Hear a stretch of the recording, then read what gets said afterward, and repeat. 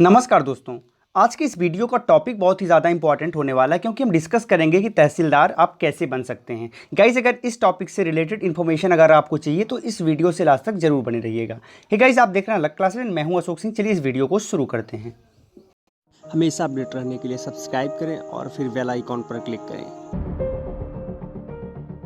तो सबसे पहले जानते हैं कि तहसीलदार होता क्या है एंड इसका काम क्या होता है। तहसीलदार एक रेवेन्यू एडमिनिस्ट्रेटिव ऑफिसर होता है जिसका काम रेवेन्यू कलेक्शन करना, तहसील के रेवेन्यू का रिकॉर्ड रखना, रेवेन्यू अकाउंट को मेंटेन करना, रिकवरी ऑफ गवर्नमेंट ड्यूज़ यानी कि जो भी गवर्नमेंट ड्यूज़ हैं उनकी रिकवरी करना। इसके अलावा फार्मर के इशूज़ को सॉल्व करना भी होता है। इसके अलावा ये एक न्यायिक अधिकारी भी है, तो जो भी समस्याएँ होती हैं उनको भी ये सॉल्व करता है, उन पर सुनवाई भी करता है। तो बहुत सारे अपने पावर्स का यूज़ करके इस चीज़ों को मैनेज करने का प्रयास करता है। साथ ही साथ इसके अंतर्गत कानूनगो जैसे अधिकारी भी आते हैं जो इनको रिपोर्ट करते हैं।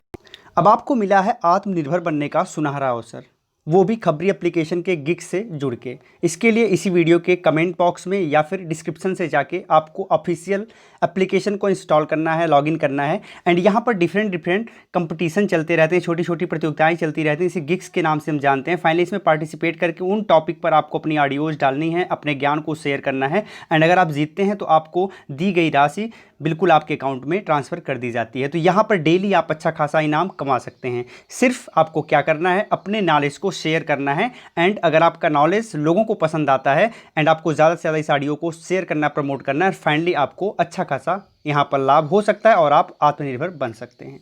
बेसिकली इस पोस्ट पर नियुक्तियों के लिए सभी राज्य के लोक सेवा आयोग के द्वारा रिक्तियां जारी की जाती हैं, नोटिफिकेशन जारी किया जाता है। एंड उसके बाद पूरे प्रोसेस को वहां के लोक सेवा आयोग के द्वारा कंटिन्यू करके ज्वाइनिंग करवाया जाता है। सेम प्रोसेस उत्तर प्रदेश में भी चलता है। उत्तर प्रदेश लोक सेवा आयोग के द्वारा इसका नोटिफिकेशन जारी किया जाता है। प्रोसेस को कंप्लीट करने के बाद फाइनल ज्वाइनिंग यूपीपीएससी के द्वारा करवाई जाती है। यूपीपीएससी का फुल फॉर्म होता है Uttar Pradesh public service commission. इस फॉर्म को अप्लाई करने के लिए 125 रुपये एप्लीकेशन फीस के रूप में आपको देना पड़ता है और केवल यही चार्ज है। इसके बाद और कोई चार्ज आपको नहीं देना पड़ता। इसके लिए आवेदन करते समय कम से कम बैचलर डिग्री आपकी कंप्लीट होनी चाहिए एंड 21 वर्ष आपकी एज कंप्लीट होनी चाहिए। यानी 21 वर्ष अगर आपकी एज कंप्लीट है तो आप इस फॉर्म को अप्लाई कर सकते हैं। एंड मैक्सिमम 40 वर्ष है। वहीं SC ST OBC को एज पर रूल के हिसाब से रिलैक्सेशन भी दिया जाता है एज में। इस पोस्ट पर सिलेक्शन के लिए बेसिकली 3 लेवल के एग्जाम को आपको क्रैक करना पड़ता है। पहला प्रीलिम्स लेवल है, फिर mains level and third interview है। यहाँ पर प्रीलिम्स लेवल जो होता है वो केवल मेंस लेवल तक पहुँचने का एक रास्ता है। जैसे आप प्रीलिम्स एग्जाम क्रैक कर लेते हो एंड मेंस में आप एंटर कर लेते हो, फिर इसकी जिम्मेदारी खत्म हो जाती है, इसकी वैल्यू खत्म हो जाती है। प्रीलिम्स एग्जाम में बेसिकली जनरल स्टडीज़ के फर्स्ट पेपर के रूप में 150 क्वेश्चन पूछा जाता है जिसमें 200 मार्क्स के होते हैं, 2 आवर्स का टाइम होता है। सेकंड जो पेपर होता है उसे जनरल स्टडीज सेकंड पेपर के नाम से जानते हैं, जिसमें 100 क्वेश्चन पूछा जाता है, 200 मार्क्स का होता है, 2 आवर का टाइम होता है। ये दोनों पेपर एक ही दिन में होते हैं एंड दो यानी 4 घंटे में आपका ये दोनों पेपर करवाया जाता है। यहाँ पर इन पेपर में क्वेश्चन होते हैं वो ऑब्जेक्टिव टाइप के होते हैं, नेगेटिव मार्किंग भी अप्लाई होती है। अर्थात अगर आप कोई प्रश्न गलत करते हो तो 0.33 मार्क्स आपके काट लिए जाते हैं। यहाँ जो फर्स्ट पेपर है बेसिकली इसी के हिसाब से मेरिट प्रिपेयर की जाती है आपके मेंस में क्वालिफाई कराने के लिए। जो सेकंड पेपर है ये क्वालिफाइंग प्रकृति का होता है। इसमें केवल 33% मार्क्स आपको चाहिए होते हैं, लेकिन अगर ये 33% मार्क्स आपने नहीं पाया तो आपका फर्स्ट पेपर चेक नहीं होता है। प्रीलिम्स एग्जाम क्रैक करने के लिए जो बेसिकली कट ऑफ जाता है वो लगभग 123 से लेकर 128 जनरल के लिए, OBC के लिए 121 से 126 जा सकता है, SC के लिए 103 से 107 जाता है, जबकि ST के लिए 99 से 104 जाता है। यहाँ पर बता दें कि ये कट ऑफ ज़्यादा भी हो सकता है, कम भी हो सकता है, क्योंकि ये डिपेंड करता है कि कितने वैकेंसीज आए हैं।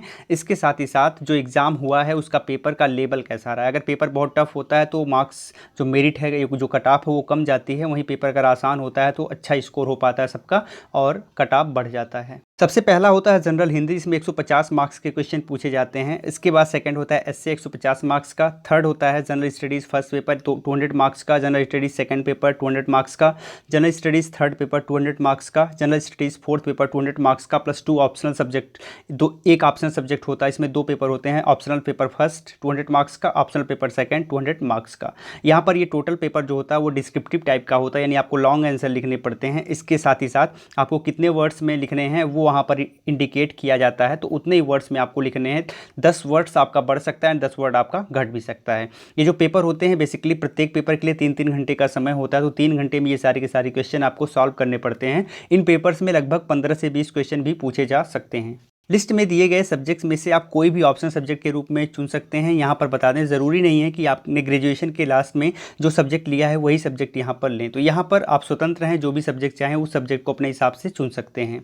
यहाँ पर ऑप्शन सब्जेक्ट चुनने के साथ साथ आपको ये ध्यान रखना है कि उन्हीं सब्जेक्ट को चुनें जिन सब्जेक्ट में आपकी सबसे ज़्यादा रुचि हो, अर्थात आप पढ़ने में कभी बोर नहीं होते हैं और ज़्यादा से ज़्यादा चीज़ों को गेन करना चाहते हैं इन सब्जेक्ट से रिलेटेड। तो आप उन सब्जेक्ट का चुनाव करें, इससे आपको काफ़ी मज़ा आएगा।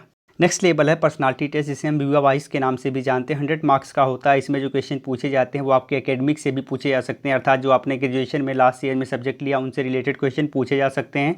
इसके अलावा जीके जीएस से संबंधित क्वेश्चन पूछे जा सकते हैं, करंट अफेयर से संबंधित क्वेश्चन पूछे जा सकते हैं, या फिर कोई क्रिटिकल इशू अभी वर्तमान में चल रहा हो या फिर कुछ दिन पहले चल रहा हो और उसमें आपका राय भी यहाँ पर पूछा जा सकता है। इसके अलावा आपके व्यक्तित्व से संबंधित भी प्रश्न पूछे जा सकते हैं। बेसिकली ये जो इंटरव्यू होता है लगभग 30 से 45 मिनट के करीब होता है। यहाँ पर टाइम कम भी हो सकता है, वो डिपेंड करता है उस इंटरव्यूअर पर जो आपका इंटरव्यू ले रहा है। इस पोस्ट के लिए एंट्री लेवल की सैलरी 56,100 से लेकर 1,32,000 के करीब है, जबकि पे लेवल 10 है। एंड यहाँ पर इसके अलावा आपको गवर्नमेंट एकोमोडेशन मिलता है, अर्थात रहने के लिए आपको स्थान दिया जाता है, इलेक्ट्रिसिटी एंड वाटर बिल दिया जाता है, मेडिकल एक्सपेंसेस दिया जाता है, फ्री फ़ोन कॉल्स होते हैं, ऑफिस व्हीकल्स मिलते हैं, स्टडी लीव्स अगर आप चाहते हैं तो आपको मिल जाएगी। इसके अलावा ट्रांसपोर्ट अलाउंस मिल जाता है, security guard and house hold helpers के लिए भी आपको यहाँ पर फैसिलिटीज़ दी जाती है, अर्थात महंगाई भत्ता भी आपको दिया जाता है।